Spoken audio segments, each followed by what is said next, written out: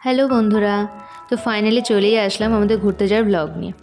আমাদের এই পুরো ট্রিপটা আমি কয়েকটা পার্টে তোমাদের সাথে শেয়ার করব, কারণ একটা ভিডিওতে তো পুরোটা দেখানো পসিবল নয়। এটা হচ্ছে ফার্স্ট পার্ট, আর পরের পার্টগুলো খুব তাড়াতাড়ি আমার চ্যানেলে চলে আসবে। তার জন্য আমার চ্যানেলটাকে একটু সাবস্ক্রাইব করে দিও, আর কেমন লাগছে তোমাদের ভিডিওগুলো সেটাও অবশ্যই জানিও।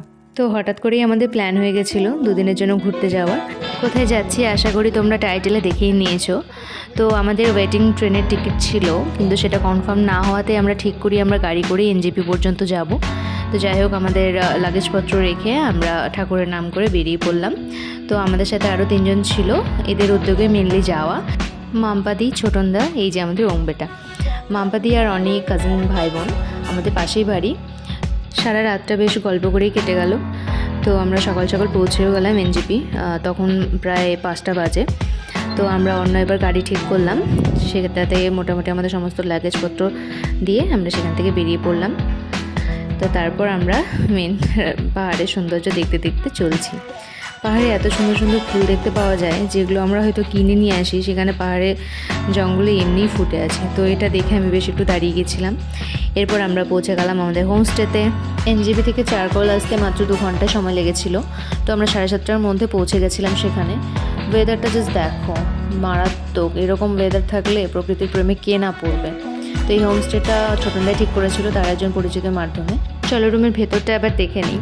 ঢুকে দেখলাম বেডের ডিজাইন করা খুবই সুন্দর লাগছিল। একটা বেড ছিল, ওইদিকে লাগেজ রাখার একটা জায়গা, একটা টি টেবিল, 2টো চেয়ার আর একটা বাথরুম, সব পরিষ্কারই ছিল। তো যাই হোক, আমরা ফ্রেশ হয়ে বেরিয়ে আসলাম চা খাওয়ার জন্য। দরজা খুললেই যদি এরকম একটা ভিউ দেখতে পাওয়া যায় পাহাড়ের, তো আর কি চাই।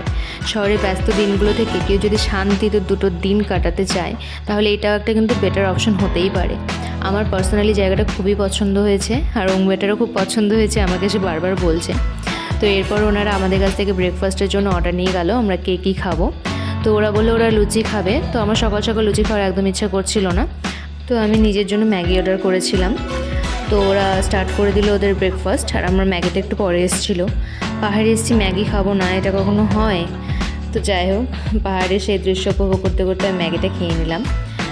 শহরের এই ভ্যাবসা গরম থেকে দুদিনের জন্য পাহাড়ে এসে মনে হচ্ছে যেন শান্তি ফিরে পেলাম। তো চারপাশটা বেশ ঘুরে দেখছিলাম। তো দেখতে দেখতে এই গাছটা আমার চোখে পড়লো। ফলটাও কেমন একটু অন্যরকম, আগে দেখিনি। তো সেখানকার আঙ্কেলটাকে জিজ্ঞেস করলাম এটা কী গাছ। তো বললো পিচ। তো আমি তো শুনে বেশ মজা পেয়ে গেলাম, কারণ এতদিন ধরে যেটা ক্রিম মাখছি ফলটাও আজকে দেখে নিলাম। তো তারপর যাই হোক, ওং এসে আমাকে ডেকে নিয়ে গেল, বলছে সবাই ওইদিকে গাছ দেখে নিল, তুমি দেখতে পাচ্ছ না, চলো চলো। তো যাই হোক, ওঙের ডিরেকশানে আমি চলে গেলাম। তো গিয়ে দেখছি সত্যি বাপরে, এত ওদের বেবি প্ল্যান্ট লাগানো রয়েছে, দেখে তো আমি পুরো অবাক। এত প্রজাতি আমি জীবনে একসাথে কোনো দিনও দেখিনি। আর এত সুন্দর ক্যাকটাসের প্রজাতি, এখানে এই ওয়েদারের জন্য এটা হয়েছে সম্ভব, আমাদের ওখানে হতো না। সবকটা গাছের নামও হয়তো আমাদের জানা নেই, তবে আমি আর মাম্পাদি মিলে কিছু কিছু আইডেন্টিফাই করতে পারলাম, কারণ সেগুলো আমাদের বাড়িতেও রয়েছে। তোমাদের যদি জানা থাকে এগুলোর নাম, প্লিজ একটু কমেন্ট বক্সে জানিও। আর এই ফুলগুলো তো অসাধারণ লাগছিল। পাহাড়ে না আসলে জানতেই পারতাম না ক্যাকটাসের এত সুন্দর সুন্দর ফুলও হয়। তো আমি তো অনেককে খানিকটা বলেই ফেললাম যাওয়ার সময়, দেখো না যদি নিয়ে যাওয়া যায়। তো বললো যে দিয়ে দেবে হয়তো, কিন্তু নিয়ে যাওয়াটা পসিবল নয় এত দূর থেকে। সব গাছগুলোকে ফিল করার জন্য আমি একটু হাত দিয়েও দেখছিলাম। তো এটা ক্যাকটাস, ভুল করে হাত দিয়ে কাটা খেয়ে গেছি। তো যাই হোক, সেখান থেকে বেরিয়ে গেলাম। তো ওং দাঁড়িয়ে ছিল আমাকে নিয়ে যাবে জন্য। সবাই চলে গেছে অন্য গাছগুলো দেখতে, আর আমি যেতে যেতে সব ভিডিওগুলো করে নিচ্ছিলাম। এটা ছিল সেই হোমস্টের ওনারদের বাড়ি, পাশাপাশিই ছিল আমাদের হোমস্টেটা আর তাদের বাড়িটা। আর ওইদিকেও মাম্পাদিও সব ফুলের ভিডিওগুলো করছিল। আর এত সুন্দর সুন্দর ফুল, অসাধারণ। এই ওয়েদার বলেই এখানে এত সুন্দর সুন্দর ফুলগুলো সম্ভব হয়েছে ফোটা। দারুণ লাগছিল চারপাশটা দেখতে। তো তারপর চলে গেলাম আমরা নেক্সট গার্ডেনে আরও সুন্দর সুন্দর সব প্ল্যান্টগুলো দেখার জন্য।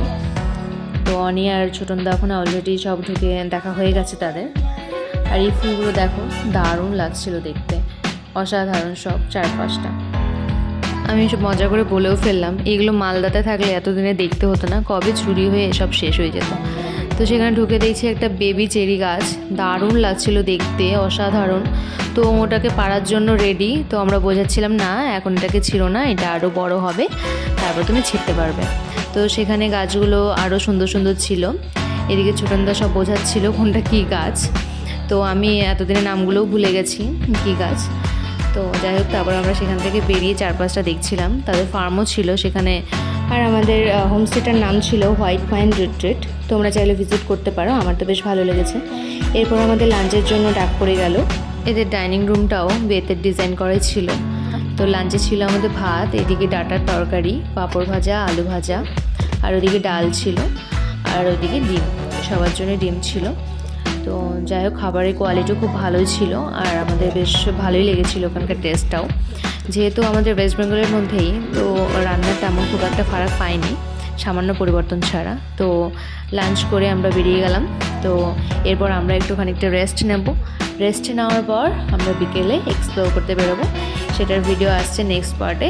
তো অবশ্যই জানিও কেমন লাগছে তোমাদের। প্লিজ লাইক করে দিও। বাই বাই, দেখা হচ্ছে পরের ভিডিওতে।